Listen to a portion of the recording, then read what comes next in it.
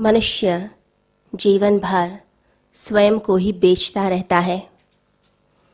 वो बाहर की समस्त चीज़ों को एकत्रित करता है और स्वयं के जो सिद्धांत हैं, जो उसकी आत्मा है, उन सब को बेच डालता है।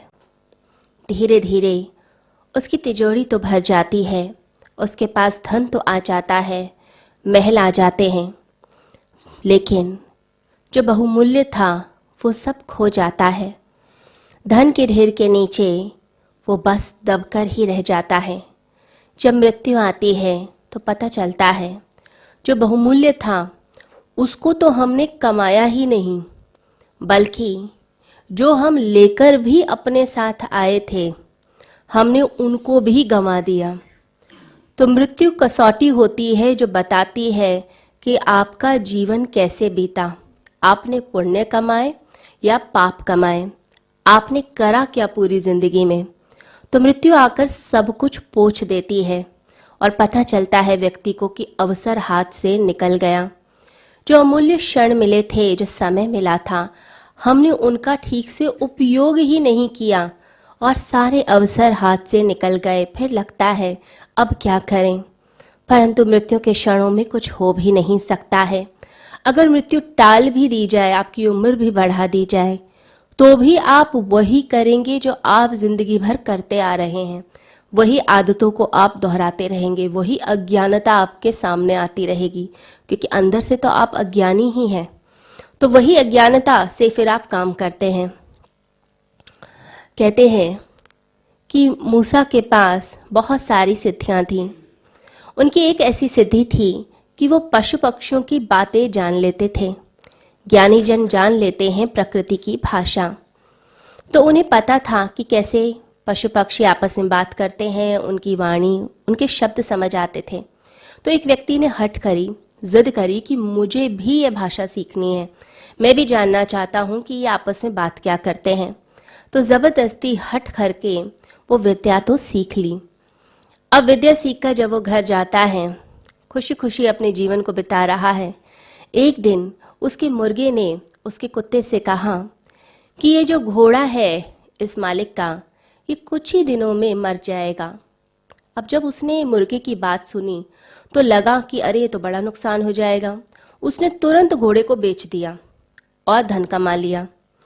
अब कुछ दिनों के बाद फिर दोबारा से मुर्गे ने ये बोला कि ये खच्चर भी मरने वाला है, तो उस व्यक्ति ने खच्चर को भी बेच दिया।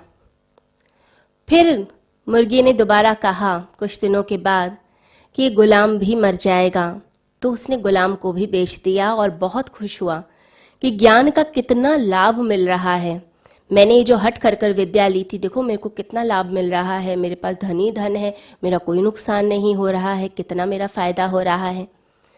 कुछ सालों के बाद मुर्गे ने फिर आपस में दूसरे पशु पक्षियों से बात करते हुए कहा कि अब ये आदमी ही मरने वाला है कुछ दिनों में। अब जैसे ही उसने ये बात सुनी, उसका पूरा शरीर भय से कांपने लग गया।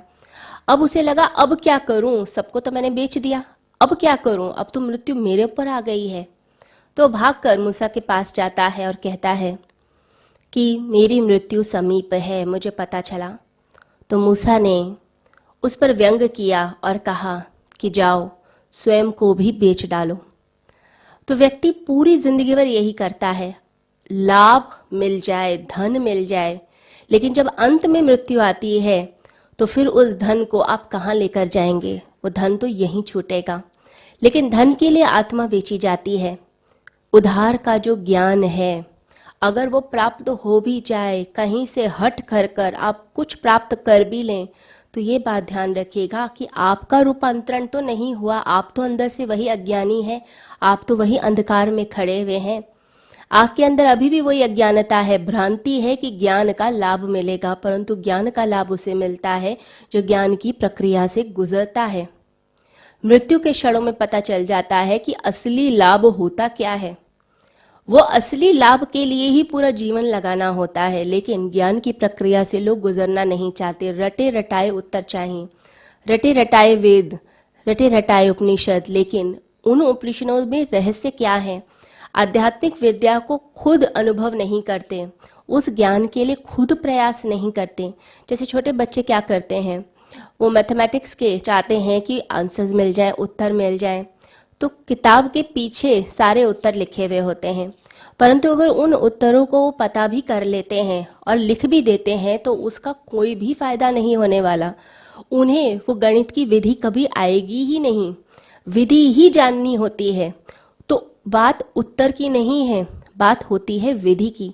बात सत्य के सिद्धांत को जानने की नहीं होती है, बात होती है कि आप उस प्रक्रिया से गुजरे, आपके अंदर क्या रूपांतरण हुआ है। तो चीज़ें जैसे ताश के पत्ते हम इकट्ठे कर लें, उसका मकान बनाएं, तो हवा के झोंके से गिर जाता है। बिल्कुल ऐसे ही हमारे मकान है, ऐसे ही हमारे धन है। कोई भी छोटी सी आंधी आती है और सब ढह जाता है, मृत्यु की आंधी आती है, सब ढह जाता है। इतने अवसर हमें प्राप्त होते हैं इस संसार में, परंतु हम उन अवसरों का लाभ ही नहीं उठाते। हम अति प्राचीन हैं, हम सनातन हैं। कितनी कितनी बार जन्म हमने लिया है, कितनी कितनी बार इस पृथ्वी पर हम आए हैं, लेकिन बार बार मौका चूक जाते हैं, बार बार अवसर चूक जाते हैं। उधार के ज्ञान से कुछ नहीं मिलने वाला। कोई व्यक्ति कितना भी रट ले, आत्मा जो है वो सनातन है, शाश्वत है, अविनाशी है। लेकिन जैसे ही कोई आपके गले पर छुरा रखता है तो आप भय से कांपने लगते हैं, क्योंकि वो आपकी आत्मा की आवाज़ नहीं थी।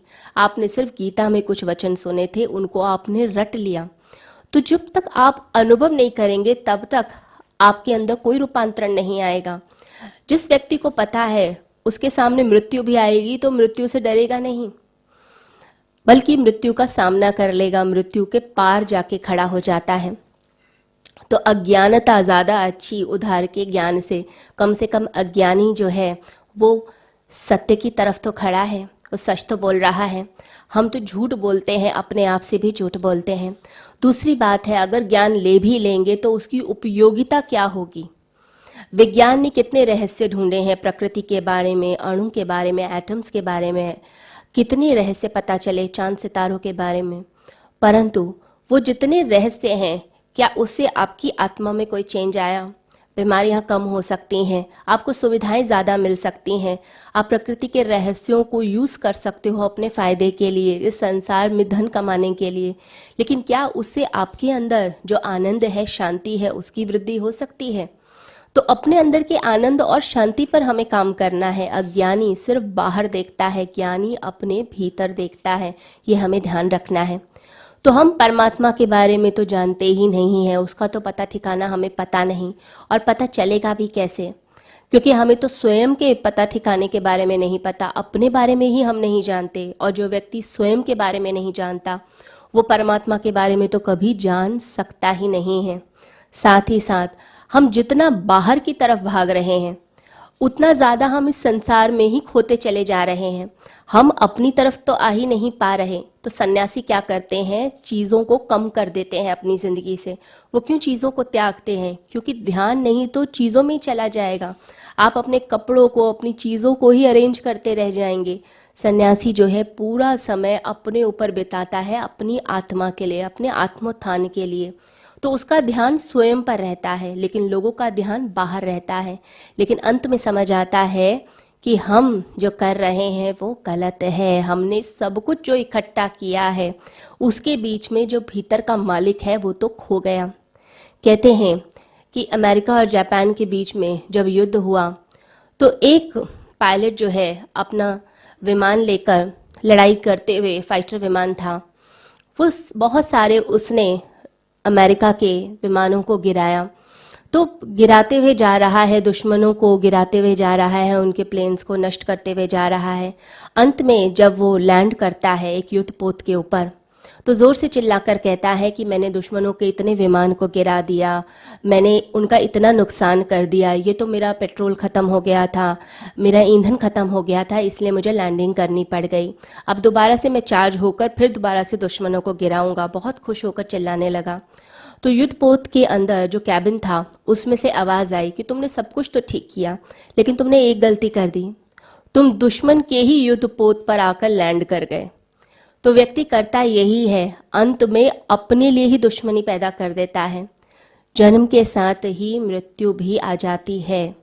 मृत्यु बाहर से नहीं आती, हमारे भीतर से ही आती है। जैसे जैसे हम बड़े होते जाते हैं वैसे वैसे मृत्यु भी हमारे साथ बड़ी होती चली जाती है। तो हम जब तक स्वयं की आत्मा पर, अपने ऊपर काम नहीं करते, तब तक जितना हमने इकट्ठा किया वो सब व्यर्थ हो जाता है। ये जो कहानी थी मूसा की, इस कहानी में वो व्यक्ति लाभ चाहता है, प्रकृति के रहस्य जानना चाहता है, परंतु उसने सबकी मृत्यु तो पूछी, अपनी मृत्यु नहीं पूछी, क्योंकि अज्ञानी को लगता है मैं तो कभी मरूंगा ही नहीं, मैंने तो सदा ऐसे रहना है। परंतु ज्ञानी जानता है कि मुझे तो अपने घर की खोज करनी है, अपना जो असली घर है, परमात्मा का घर, मुझे उसकी तरफ जाना है। और जो व्यक्ति अपने असली घर की तरफ चल पड़ता है उसी को साधक और उसी को योगी कहते हैं। बस इसी पर हमें काम करना है। अगर इस पर काम कर लिया तो ज़िंदगी में आनंद ही आनंद है, शांति ही शांति है। सभी को हरिओम।